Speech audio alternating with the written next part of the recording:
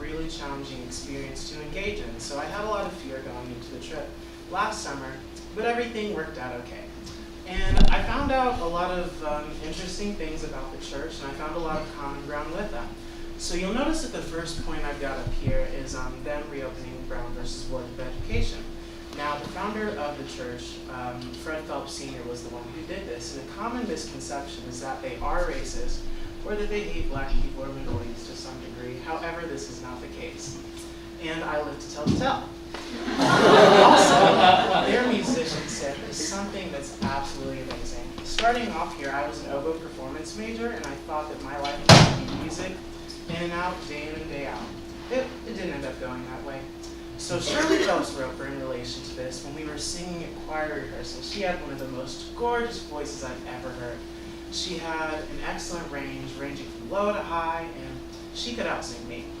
Now, also, she had all of her children take piano lessons, so this is something else that I found in common with her, in that my mother required myself and all of my siblings to learn at least one instrument growing up, going throughout school, to kind of help discipline ourselves, and as research has shown, there's associations between learning music and also like scores, outcomes, and tests. So I thought that was really cool that Shirley had all of her children play piano.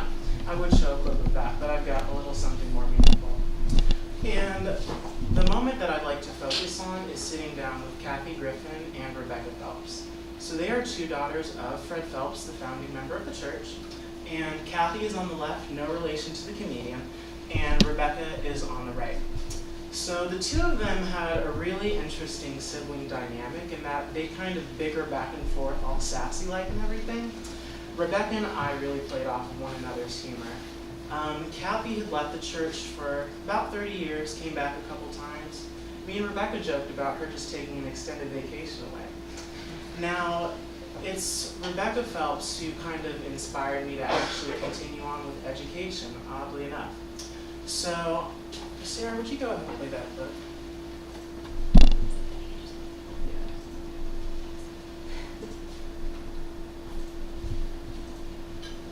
From my experience, most of the attorneys that I am on the other side of, it's a 8 to 5, and then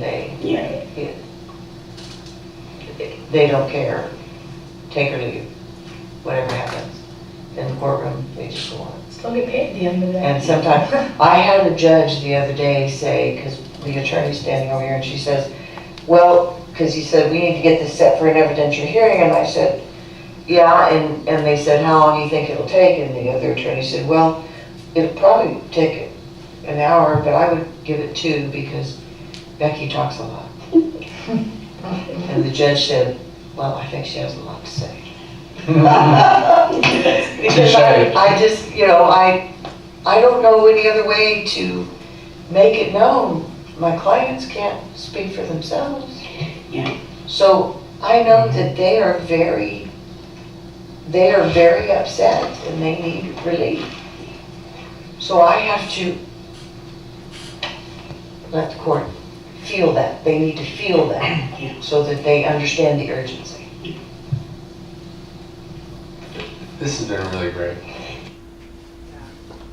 So you can see she's getting emotional and rubbing her eyes talking about this.